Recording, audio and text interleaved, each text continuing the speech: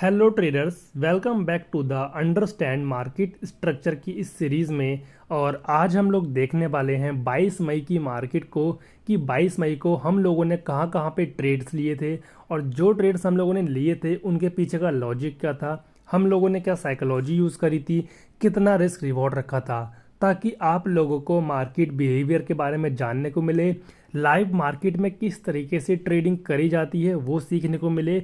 और साथ ही in future आपको सेम ऐसा ही कुछ सिनेरियो बनता हुआ दिखेगा तो आप अपना ट्रेड अच्छे से प्लान भी कर पाओगे। हम लोग सभी चीज़ों के बारे में बात करेंगे कि हम लोगों ने कौन सी स्ट्रेटजी को यूज़ किया था, हमारा प्रॉफिट हुआ था या फिर लॉस हुआ था, लॉजिक हमारा सही था गलत था, सब के बारे में इस वीडियो में हम लोग इन डिटेल बात करेंगे। तो वीडियो काफ़ी ज़्यादा इन्फॉर्मेटिव रहेगी आप लोगों के लिए, एंड तक बने हैं ना। चलिए अब स्टार्ट करते हैं।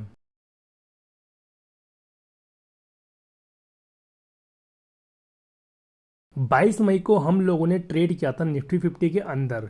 अब निफ्टी 50 के अंदर ही क्यों किया? क्योंकि आज हमारे निफ्टी 50 की एक्सपायरी थी, प्रीमियम्स काफ़ी ज़्यादा सस्ते थे और यहाँ पे अगर हमारा मार्केट मूव करता तो प्रीमियम बहुत तेज़ी से बढ़ते हुए दिखाई देते।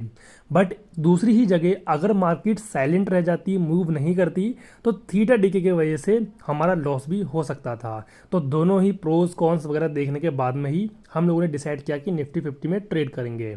और अगर बात करें कि आज हम लोगों ने कितने ट्रेड्स करे हैं, तो आज हम लोगों ने सिर्फ एक ही ट्रेड किया है, वो भी लास्ट टाइम पे जब मार्केट क्लोज होने वाली थी यहाँ पे। और इसके पीछे का लॉजिक क्या था वो मैं आपको आगे बताऊंगा। अब हमने एक ट्रेड इसलिए किया क्योंकि मार्केट आज साइलेंट था। ठीक है, अब साइलेंट मार्केट में अगर हम लोग एक्सपायरी के दिन ट्रेड करेंगे यानी कि ऑप्शन बाइंग करेंगे तो लॉस होने के चांस काफ़ी ज़्यादा बढ़ जाते हैं। इसीलिए जब मार्केट मूव किया तभी मैंने ट्रेड किया। अब बात करते हैं कि इस ट्रेड के पीछे का लॉजिक क्या था। तो देखो, मार्केट ओपन होने से पहले हम लोगों ने नॉर्मल कुछ लेवल्स होते हैं हमारे रेजिस्टेंस सपोर्ट वाले और ट्रेंड लाइन प्रोजेक्शन, वो सब हम लोगों ने पहले देख लिया, उसको एनालाइज कर लिया। जब मैंने डेली टाइम फ्रेम पे मार्केट को देखा तो मार्केट मुझे खास कुछ ज़्यादा सही लगा नहीं। ठीक है, ऊपर देखो मल्टीपल रेजिस्टेंस लेवल थे, अगर मैं मार्क करके दिखाऊँ आपको तो देखो एक तो हमारा ये वाला रेजिस्टेंस लेवल था। ठीक है, मार्केट ने ब्रेकआउट किया, सस्टेन नहीं हुआ, वापस नीचे आ गया। ठीक है, साथ ही ऊपर एक रेजिस्टेंस लेवल है ये वाला।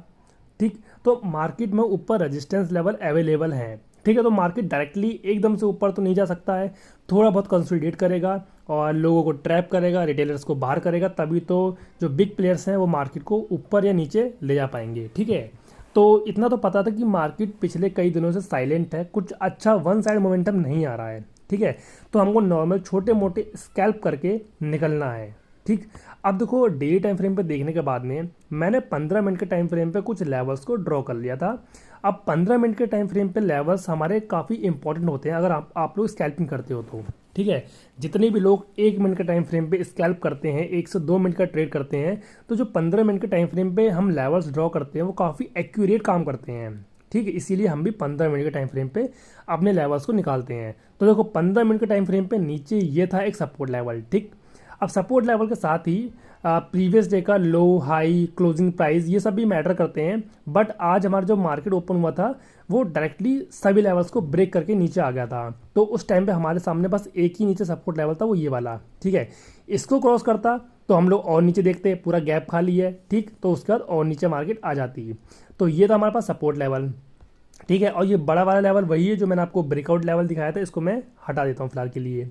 अगर मार्केट ऊपर जाता तो ऊपर भी हमारे पास मल्टीपल लेवल्स हैं, लाइक प्रीवियस डे की क्लोजिंग प्राइस हो गया, साथ ही प्रीवियस डे का हमारा हाई हो गया जो कि ये वाला है, और साथ ही ऊपर मल्टीपल हमारे रेजिस्टेंस लेवल हैं, ट्रेंड लाइन का सपोर्ट है और बहुत कुछ। ठीक, अब देखो ये लेवल्स को ड्रॉ करने के बाद मैं सिंपली आ गया 1 मिनट के टाइम फ्रेम पे। 1 मिनट के टाइम फ्रेम पे आने के बाद यहाँ पे आप लोग अगर ध्यान से देखोगे तो निफ्टी 50 आज हमारा गैप डाउन ओपन हुआ था। गैप डाउन ओपन होने के बाद में डायरेक्टली निफ्टी 50 फॉल करना शुरू कर दिया।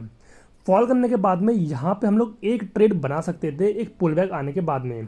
लाइक यहाँ पे ये फॉल आया है, फॉल आने के बाद में पुल बैक आया है, और पुल बैक आने के बाद में यहाँ पे हम लोग काइंड ऑफ अपनी एंट्री बना सकते थे, बट हम लोगों ने एंट्री नहीं बनाई। अब क्यों नहीं बनाई इसका रीज़न आपको साफ साफ दिखाई दे रहा होगा। एग्जाम्पल के लिए मान भी लेते हैं कि हम लोगों ने पुल बैक पे एंट्री बनाई होती, लाइक मान लेते हैं यहाँ पे हमारा 9 एंड 15 EM का सेटअप के हिसाब से हम लोगों ने इस पुल बैक पे एंट्री बनाई होती। ऐसे हम लोग यहाँ पे रखते और टारगेट कहाँ पे रखते हैं हम लोग? टारगेट तो हमको छोटा रखना पड़ता है यहाँ कहीं का, क्योंकि नीचे सपोर्ट लेवल है। हो सकता है कि मार्केट सपोर्ट ले ले और ऊपर चले जाए यहाँ से। हम ब्रेकडाउन के बारे में पहले से सोच नहीं सकते हैं, ठीक है। तो यहाँ पे हमारा रिस्क रिवॉर्ड अच्छा नहीं बन रहा था, इसीलिए हम लोगों ने यहाँ पे ट्रेड नहीं किया, अवॉइड कर दिया। हो सकता था कि ब्रेकडाउन आ जाए, बहुत बड़ा मूव आ जाए, बट हम लोग ब्रेकडाउन आने से पहले ये एक्सपेक्ट नहीं कर सकते हैं मार्केट से, ठीक है। सपोर्ट आपको दिखाई दे रहा है तो सिंपली ये सोचो कि हो सकता है कि मार्केट ऊपर चली जाए, ब्रेकडाउन के बारे में मत सोचो। उसके बाद हम लोगों ने यहाँ पे कोई भी ट्रेड नहीं किया। उसके बाद हम लोगों ने कोई ट्रेड नहीं किया, उसके बाद मार्केट हो गई यहाँ पे कंप्लीट साइडवेज। देख सकते हो यहाँ पे जितने भी लोगों ने ऑप्शन बाइंग करी होगी सभी का स्टॉप लॉस हिट हुआ होगा, ना ही कॉल बायर का प्रॉफिट बना होगा, ना ही पुट बायर का प्रॉफिट बना होगा। उसके बाद हम लोगों ने वेट किया, कोई भी ट्रेड नहीं बना, वेट किया। उसके बाद जो ये सपोर्ट लेवल था इसका ब्रेकडाउन भी आया, बट ब्रेकडाउन इतना स्लोली आ रहा था कि कोई कॉन्फिडेंस नहीं आ रहा था कि हम लोग सेलिंग साइड में जाएं, ठीक है। इतना धीरे धीरे ब्रेकडाउन, रियल ब्रेकडाउन नहीं होता है, ठीक है। जब भी मार्केट में ब्रेकआउट या ब्रेकडाउन आएगा तो आपको बड़ा बड़ा मूव दिखाई देगा, लाइक इतनी बड़ी कैंडल बन जाएगी, फिर अगेन एक बड़ी कैंडल बन जाएगी, इस तरीके से। जब भी स्लोली ब्रेकआउट या ब्रेकडाउन आता है तब आप लोग काइंड ऑफ ट्रेड को अवॉइड क्या करो, ठीक है। उसके बाद हम लोगों ने यहाँ पे कोई भी ट्रेड नहीं किया। उसके बाद लास्ट टाइम पे जब मार्केट यहाँ पे था करीबन 2:30 बजे के बाद में, तब मार्केट में एक अच्छा मूव आना स्टार्ट हुआ। देख सकते हो आप लोग यहाँ पे ग्रीन कैंडल्स को देखो और उसके बाद कंपेयर करो इन कैंडल्स को, कितना फ़र्क है, ठीक है। तो जब ये मूव आया, मूव आने के बाद में मैंने डिसाइड किया कि अगर अब मार्केट सही से मूव करेगी तो मैं किसी पुल बैक पे एंट्री बनाऊंगा। तो यहाँ पे देखो मूव आया, पुल बैक आया। पुल बैक आने के बाद में 9 EMA, जो ब्लू वाला EMA है 9 EMA है, 9 EMA को क्रॉस करके एकदम परफेक्ट फुल बॉडी कैंडल आई है, ठीक है। अब ये 9 EMA मैं यूज़ क्यों कर रहा हूँ? बेसिकली मैं काम करता हूँ 9 एंड 15 EMA की स्ट्रेटजी पे। अगर आपको नहीं पता ये कौन सी स्ट्रेटजी है तो इसके ऊपर मैंने अलग से वीडियो बना के डाल रखी है, आप लोग जाकर के देख सकते हो। काफ़ी पावरफुल ये स्ट्रेटजी है, सेटअप है। अगर आप लोग उसको यूज़ करते हो तो आप लोग छोटे छोटे स्टॉप लॉस के साथ में काफ़ी अच्छा खासा प्रॉफिट बना सकते हो। तो सिंपली यहाँ पे भी मेरा सेटअप बन चुका था। जैसे ये कैंडल क्लोज हुई, इसके हाई पे मैंने अपनी एंट्री बनाई थी। सेम कैंडल लो का मैंने ऐसा रखा था, ठीक है। इस पॉइंट पे मैंने कहीं ऐसा लगाया था अपना, और उसके बाद मिनिमम 1:3 का टारगेट रखा था। वैसे तो हम लोग 1:3 से ज़्यादा टारगेट रखते भी हैं, और कभी कभार जब लगता है कि मार्केट साइडवेज है तो हम लोग 1:3 में अपना प्रॉफिट बुक कर देते हैं। तो यहाँ पे 1:3 का मैंने टारगेट रखा था, जो कि अचीव हो गया। अचीव होने के बाद में मार्केट की कंडीशन को देखते हुए मैंने अपना प्रॉफिट यहीं पे बुक कर दिया। अगर मार्केट अच्छा मूव करती तो हम लोग अपना प्रॉफिट इस तरीके से ट्रेड करते हुए जाते, बट मार्केट साइडवेज थी इसीलिए हम लोगों ने अवॉइड किया, ठीक है। तो ये था आज का एक ट्रेड जो हम लोगों ने किया है। इसके पीछे का लॉजिक, साइकोलॉजी, सब कुछ मैंने आपको बताया, रिस्क रिवॉर्ड और ट्रेड में हमको प्रॉफिट हुआ है, क्यों हुआ, हम लोगों ने वेट क्यों किया, सबके बारे में मैंने आपको इन डिटेल बता दिया है। अब वीडियो में जाने से पहले मैं आपको एक चीज़ और बता देता हूँ। अगर आप लोग स्कैल्पर हो, लाइक मैं स्कैल्पिंग करता हूँ 1 मिनट के टाइम फ्रेम पे, तो अगर आप लोग स्कैल्पिंग करते हो तो आप लोगों को पता होगा कि आपको अपने ऑर्डर्स बहुत तेज़ी से पंच करने होते हैं। लाइक अगर आप लोग ऑप्शन ट्रेडिंग करते हो, फ्यूचर ट्रेडिंग करते हो, या इवन कहीं पे भी ट्रेडिंग करते हो, तो आप लोगों को अपना जो ऑर्डर है वो बहुत ही क्विकली पंच करना होता है, ताकि आप लोग एकदम सही प्राइस पे एंटर करके 1 से 2 मिनट के अंदर अंदर अपना ट्रेड क्लोज कर दो, ठीक है। स्कैल्पिंग में यही होता है, आप लोग क्विकली एंटर करते हो और 1 आध मिनट के अंदर आप लोग अपना प्रॉफिट बुक कर देते हो।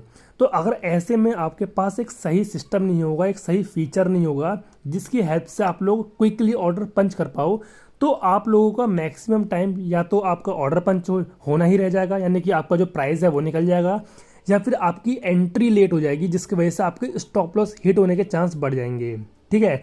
तो अगर आप लोगों को एक अच्छा फीचर चाहिए जिसकी हेल्प से आप लोग क्विकली अपने ऑर्डर्स को पंच कर पाओ, तो ऐसे में आप लोग यूज़ कर सकते हो स्कैल्पर मोड को। अब स्कैल्पर मोड क्या है? स्कैल्पर मोड बेसिकली एक फीचर है जो कि हमको धन की तरफ से मिलता है, और धन एक बहुत ही बढ़िया ब्रोकर है जहाँ पे आप लोग ट्रेडिंग, इन्वेस्टिंग सब कुछ एक ही जगह पे कर सकते हो, वो भी बहुत ही बढ़िया बढ़िया फीचर्स के साथ में। तो अगर आप लोगों को स्कैल्पर मोड यूज़ करना है फॉर स्कैल्पिंग या फिर कोई अदर पर्पज़, तो आपको सिंपली डिस्क्रिप्शन में जाना है, मैंने वहाँ पे धन का लिंक प्रोवाइड कर दिया है, जाकर अपना अकाउंट ओपन करवा लो। जैसे ही अकाउंट ओपन हो जाए तो आपको सिंपली आना है अपने चार्ट पे, जिस पे भी आपको स्कैल्पिंग करनी है। एग्जाम्पल के लिए मान के चलते हैं कि मुझे निफ्टी 50 के किसी ऑप्शन में स्कैल्पिंग करनी है, जो कि ये मेरा 24,600 का कॉल ऑप्शन। अब अगर मुझे यहाँ पे स्कैल्पिंग करनी है, मैं इस चार्ट को करूँगा सेलेक्ट, सेलेक्ट करने के बाद में ऊपर जो स्कैल्पर मोड का बटन दिया है इस पर क्लिक कर दूंगा। क्लिक करने के बाद मेरे सामने छोटी सी विंडो ओपन हो जाएगी। अब इस छोटी सी विंडो की हेल्प से ही मैं अपने सारे स्कैल्पिंग मूव कैप्चर कर सकता हूँ। मुझे सिंपली यहाँ पे अपनी क्वांटिटी को भरना है, लाइक 7500 या जितनी भी मैं बाय कर सकता हूँ या सेल कर सकता हूँ उतनी मैं भरूंगा यहाँ पे। उसके बाद अगर बाय करना है तो बाय के बटन पे क्लिक करो, सेल करना है तो सेल के बटन पे क्लिक करो। मुझे कोई भी आइसबर्ग ऑर्डर बनाने की ज़रूरत नहीं है, किसी डैशबोर्ड में जाने की ज़रूरत नहीं है। मैं सिंपली छोटी सी विंडो को ओपन करने के बाद अपने सारे मूव कैप्चर कर पाऊंगा, ठीक है। तो अगर आप लोगों को भी ये स्कैल्पर मोड यूज़ करना है तो सिंपली डिस्क्रिप्शन में जा करके अकाउंट अपना ओपन करवा लो। अकाउंट ओपन हो जाने के बाद आप सिंपली अपना चार्ट ओपन करके उसमें स्कैल्पिंग कर सकते हो। तो बाकी जो मैंने ट्रेड था आज का वो मैंने आपको बता दिया है, उसका एक्सप्लेनेशन दे दिया है, रिस्क रिवॉर्ड लॉजिक सब कुछ बता दिया है। अब मिलेंगे इसी तरीके की नेक्स्ट वीडियो में, तब तक के लिए take care and thanks for watching this video guys.